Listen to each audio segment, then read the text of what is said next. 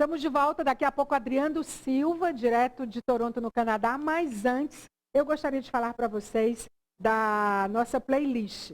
Eu tenho dividido as minhas músicas com vocês de forma muito aleatória, eu confesso, mas esse quadro é a assinatura da trilha sonora do nosso programa e você pode enviar a sua trilha sonora para poder assinar a playlist do Falando Nisso nessa nova temporada. Eu fiz questão de dar o start em 2023, mostrando algumas das músicas que eu gosto, de modo muito aleatório, e essa eu chamei de Tentar Cantar. Vamos soltar um pouquinho aí do que é. E fica tudo bem, fica tudo bem, fica tudo bem, fica tudo bem.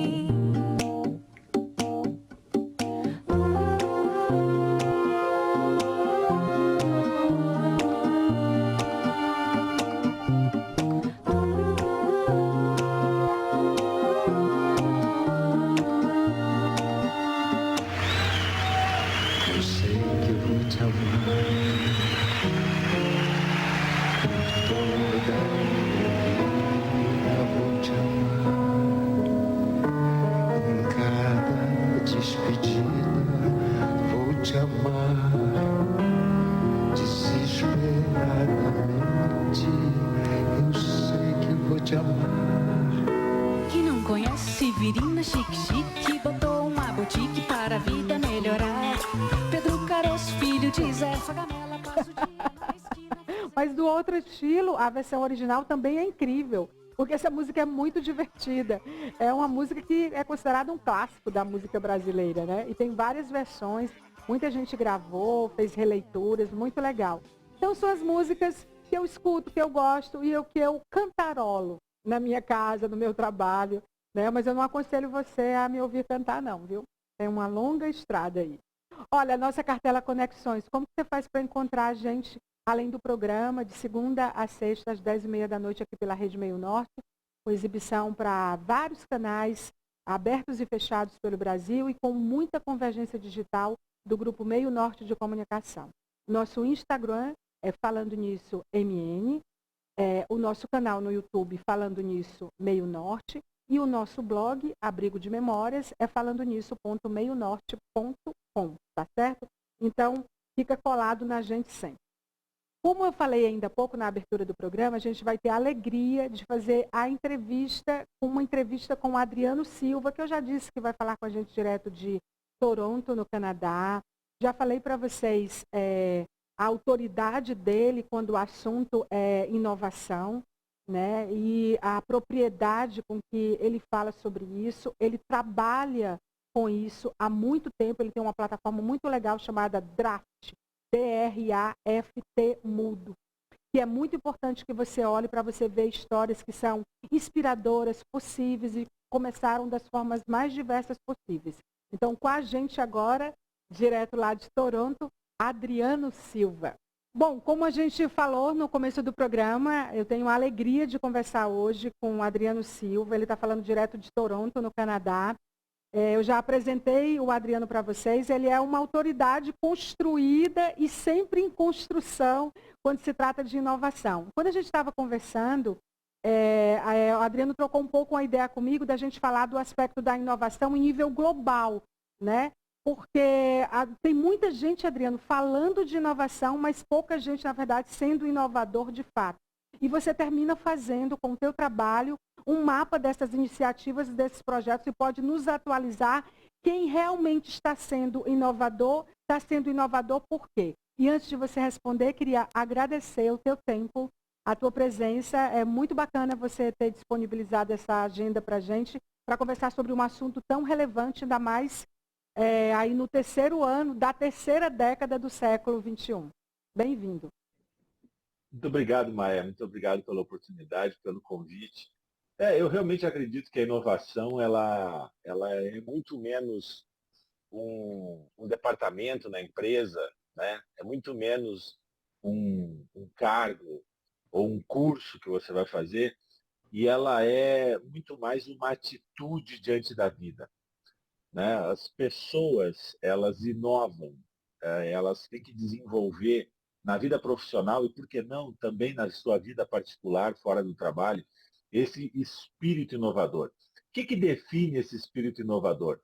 O cara que inova, a mulher, o homem que inovam, eles basicamente nunca estão satisfeitos com aquilo, eles nunca estão satisfeitos com aquilo que está dado. Né? É aquela pessoa que sempre acha que dá para fazer melhor, que dá para fazer mais rápido, que dá para fazer mais barato, que dá para fazer mais conveniente. Então, é aquela pessoa que sabe que não é porque é assim, ou porque sempre foi desse jeito, que tem que continuar sendo dessa forma, ou que será assim para sempre. É aquela pessoa que sempre busca melhorias, sempre busca aumentar a eficiência, aumentar a produtividade, desde pequenas atividades do dia a dia que, repito, podem ser no escritório, podem ser na sua casa, pode ser em qualquer lugar. Ou seja, o olhar do inovador é um olhar que ele joga para todas as coisas, né, na sua rotina, no seu dia a dia, e também processos grandes, né, sistemas enormes, empresariais, corporativos, dentro das organizações onde a gente trabalha. Ou seja, a gente não deve esperar receber esse título, esse cargo, esse diploma de inovador. A gente deve começar a inovar hoje, amanhã. Você, eu, as pessoas que estão nos assistindo, nos ouvindo, têm condição já de, nesse momento, começar a exercitar esse olhar de inovação. E por que a gente precisa fazer isso? Porque a gente vive num mundo hoje tão veloz, com os ciclos tão curtos. Você imagina o seguinte, uma carreira que alguém está começando agora, provavelmente não vai existir daqui a 10 anos. Quando você começou, quando eu comecei, 10 ou 15 anos atrás, você é gentil conosco, não vou dizer que a gente começou há mais tempo, no meu caso, eu comecei há 30. Mas vamos imaginar que quem tenha começado a sua profissão há 10 anos atrás. Tudo aquilo que essa pessoa estudou, todas aquelas informações que ela absorveu, pelas quais ela pagou caro muitas vezes numa universidade, num mestrado, hoje, 10 anos depois, já tem uma utilidade muito baixa. Ou seja, o mundo está girando muito rapidamente. E a gente precisa inovar para que a gente se recicle, para a gente se reinvente nessa mesma velocidade. Adriano, quais foram os países mais inovadores nos últimos anos, particularmente nesses anos que a gente viveu num mundo de forma tão complexa? Quem foi realmente inovador no mundo? Quais foram também os países que tiveram um aporte de recursos do ponto de vista governamental, até do ponto de vista dos ecossistemas corporativos dentro desses países, que investiram em pesquisa e desenvolvimento recursos para isso? Olha, eu acho que tem uma régua muito simples. Esse é um ranking que muda de ano para ano, né? Mas tem uma régua muito simples que vai sempre regular esse ranking. Os lugares mais conservadores, os lugares mais reacionários, os lugares que estão mais acomodados, os lugares que estão mais comprometidos com o passado, em manter as coisas como elas sempre foram, esses são os lugares, ou os países, ou as empresas menos inovadoras. Da mesma forma, aqueles lugares onde você não tem muita garantia do que aquilo que te trouxe até aqui é o que vai te levar adiante. Ou seja, aqueles lugares que te forçam a sempre se renovar, a se reinventar, a buscar novas formas de fazer as coisas que você já fazia, ou a inventar outras coisas, a aprender outras coisas, a fazer outras coisas que você não sabia. Esses são os lugares, são os países, são as empresas que são os mais inovadores. O Brasil é um país que começou a, a última década como um lugar altamente dinâmico. Né? Nós vivíamos naquele Brasil ali, no final da primeira década, né? O Brasil de 2010, 2011, 2012, um crescimento econômico grande e um dinamismo muito interessante no mundo dos negócios. Né? Vocês lembram, né? Eu, por exemplo, naquele momento morava e trabalhava em São Paulo, os estrangeiros indo trabalhar no Brasil. O Brasil era a bola da vez, a capa da The Economist, né? Com o Cristo Redentor ali como se fosse um foguete, né? Saindo do chão. esse era um Brasil que estava muito dinâmico. Portanto, naquele momento, este dinamismo forçava as pessoas e as empresas a serem mais inovadoras. Aí depois a gente entrou nessa que foi uma espécie de uma década perdida, né? 2013, eu lembro, vocês lembram também que já foi um ano que ainda não se falava em crise, mas já era um ano esquisito. Depois entraram os anos de 14, 15, 16, que foram horríveis. Todo o processo político também que se seguiu, mas a economia estava muito ruim. Depois tivemos uma pequena melhora em 17 e depois esses últimos 4 anos. Então, quer dizer, nós temos uma década em que o Brasil estagnou. E aí perdeu muito como um ambiente inovador. E eu espero, né, eu trabalho para isso, que a gente rapidamente recupere esse dinamismo e esse senso de que nós precisamos olhar para frente, inventar o novo, praticar o novo, ao invés de olhar para trás com saudade, com nostalgia de um passado, ou então de imaginar que as coisas como elas estão dadas no presente são suficientes. Não são suficientes. Sempre dá para fazer melhor, mais barato, mais conveniente, mais rápido. E esse é um exercício que é um pouco como cortar unhas. Né? Você corta a unha hoje, semana que vem você tem que cortar de novo. O inovador também. Ele inova hoje e a semana que vem ele tem que inovar em cima da inovação anterior. Porque, de novo, as tecnologias vão avançando, as tecnologias influenciam os desejos e as expectativas e as demandas dos consumidores. Então, as empresas, os profissionais liberais, todos nós que prestamos algum tipo de serviço ou fazemos algum tipo de produto, a gente tem que acompanhar essa velocidade. Né? Então, eu sempre gosto de dizer isso, a gente não inova porque é bonito, a gente não inova porque a gente quer. Se a gente pudesse sentar no sofá e ficar o resto da vida sem aprender mais nada, só fazendo aquilo que a gente já sabe, ficar nessa zona de conforto, esse seria o melhor dos mundos. O problema é que não dá. Hoje nós vivemos num mundo em que você precisa acelerar muito para poder ficar no mesmo lugar.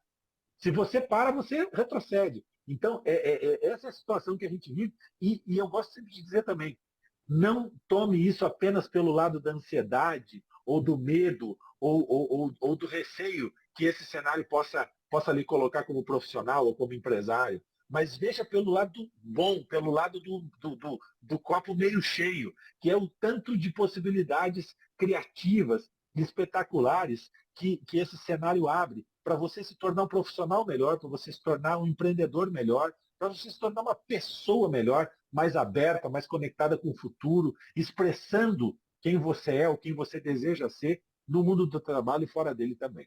Eu sei que o nosso tempo está chegando ao final, mas eu queria perguntar para você o seguinte, a gente sempre olha para nomes como os saudosos, que eu não sei até que ponto saudosos, mas acho que foram sim, sobre alguns aspectos, o Steve Jobs, o Henry Ford, aí a gente olha para agora, ou não tão agora, Bill Gates, Zuckerberg, Elon Musk, Jeff Bezos, Howard Schultz da Starbucks, o Jorge Paulo Lemann, para essas pessoas, elas são inspiradoras do ponto de vista de inovação, de fazer uma entrega em escala?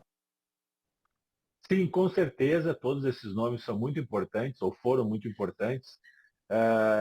O ponto que eu queria ressaltar é o seguinte, a gente não se deve, né, eu, onde eu trabalho, você no seu trabalho, tua audiência aí no Estado, né, a gente não deve se deixar abater ao ver o nome desses grandes com uma obra construída, com uma empresa gigante, e pensar o seguinte, eu nunca vou conseguir fazer igual. Então deixa eu ficar aqui no meu cantinho, protegidinho, na minha zona de conforto, fazendo as coisas da forma como eu aprendi, muitas vezes 10, 20, 30 anos atrás, ou aquela pessoa cujo sonho é entrar numa determinada posição e ficar repetindo, né, de uma forma sem risco algum, sem correr risco algum, repetindo aquela mesma fórmula, às vezes ao longo de uma carreira inteira, 10, 20, 30 anos. A gente tem que sair deste casulo, porque essa é uma prisão mental, e é por isso que eu digo, a inovação ela é muito mais um jeito de ver o mundo, ela é um óculos, né? Ela é uma lente, ela é muito mais isso, é um jeito de você agir, um jeito de você trabalhar do que qualquer outra coisa. Portanto, quando eu vejo o Steve Jobs, por exemplo, e eu li muito sobre o Steve Jobs, estudei muito sobre o Steve Jobs, de certa maneira sou contemporâneo, né, do Steve Jobs geracionalmente, quer dizer, acompanhei tudo que ele fez, inclusive como consumidor. eu vou pegar apenas uma das grandes frases de Steve Jobs, que eu acho que resume isso que eu quero dizer. Uma das grandes frases dele é dizer o seguinte: pense com a sua cabeça, não pense com a cabeça dos outros. Vá atrás do seu sonho. Se você não vai atrás, se você não está trabalhando para realizar alguma coisa muito importante para você, você está trabalhando para realizar o sonho de uma outra pessoa. Então, assim, seja autêntico, corra o risco de estudar o mercado, de identificar uma oportunidade, de pensar numa oferta que faça sentido para aquele nicho que você identificou. Corra o risco de ser você mesmo. Eu acho que talvez todos esses inovadores aí, se eles pudessem chegar e dizer alguma coisa assim ao pé do nosso ouvido, eles diriam: olhe menos para mim e olhe mais para você. Não se deixe intimidar pelo nome grande. Você pode inovar. E você pode começar a inovar hoje. Muito bom. Por que você foi para o Canadá? Você sabe que tudo que você fez, as plataformas, as ideias de jogos eletrônicos, de games, de carros, tudo que você trouxe de plataforma para o Brasil. E quando eu olho para a Draft, que eu sou uma consumidora, assim, daquelas vorazes do conteúdo que vocês fazem, eu fico pensando, poxa vida, que ideia genial. Aí eu não penso, por que eu não fiz isso antes? Eu fico pensando, por que eu não faço outra coisa inspirada no que o Adriano faz, pegando as suas palavras? Por que você está no Canadá? Não, Maia, é o seguinte, esse também é uma espécie de uma atitude inovadora. O mundo ficou muito pequeno.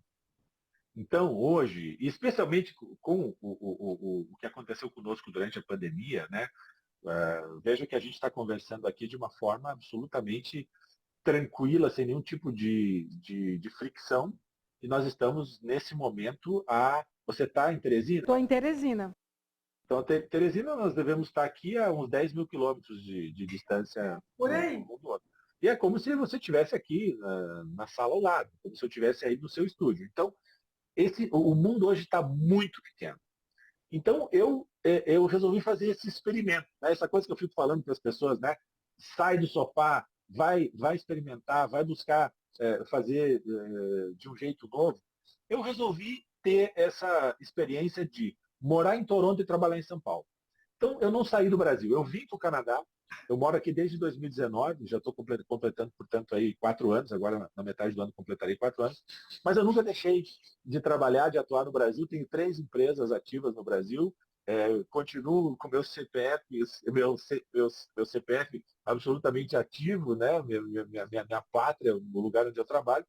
Apenas eu vim com a família porque meus filhos naquele momento também tinham o desejo de fazer parte dos estudos deles em inglês, e a gente nessa decisão familiar assim de propiciar a eles um intercâmbio, a gente resolveu, então vamos fazer um intercâmbio com a família tudo junto, e vira um sabático, e vira um período fora do Brasil. Tem sido incrível, porque eu tenho condição aqui de lidar todo dia com uma língua diferente, com uma nova cultura, né, quer dizer, é um crescimento pessoal enorme, e ao mesmo tempo eu estou absolutamente conectado com o Brasil, né? Tenho, como eu te falei, 3 empresas e o projeto Draft, né, que é a nossa plataforma onde a gente fala de inovação. Agradeço muito suas palavras em relação ao Draft.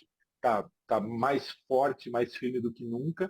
E eu quero dizer para você, quero dizer para a tua audiência, que essa é uma das maluquices que o mundo de hoje torna possível, desde que você tenha um olhar inovador. É perfeitamente possível, dependendo do seu trabalho, você morar no outro lado do mundo e trabalhar desse lado de cá. Ou seja, hoje o meu escritório é onde eu estou. O meu escritório é onde eu consigo uma conexão de alta qualidade de internet. E eu sou exemplo vivo de que é possível, de que Teresina, São Paulo, Toronto, Madrid, onde está tudo muito Onde chamarem, perto. né? Está tudo muito perto. Estamos juntos e misturados. Muito bom. Olha, queria agradecer a entrevista. Você é super acessível.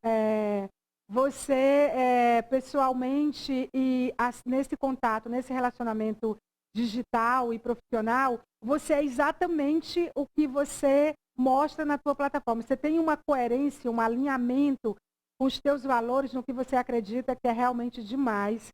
Então, super obrigada pela entrevista. A gente vai ouvir você outras vezes sobre outros temas, com tantos livros, tantas coisas que você já fez e tanta experiência, tem muito para trocar e a gente espera te trazer de novo aqui no nosso programa.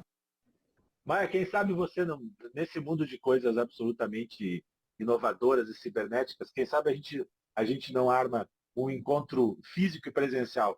Teresina é uma cidade que eu não conheço, é uma das capitais do Nordeste onde eu ainda não fui. Quem sabe não tem a oportunidade de um dia a gente se encontrar aí num evento ou para debater as questões de inovação. Seria um prazer. Sim, sim, sim. Eu vou colocar isso no meu radar e você vier para cá, como a gente fala no Nordeste, você vai ter casa, comida e roupa lavada. É meu convidado.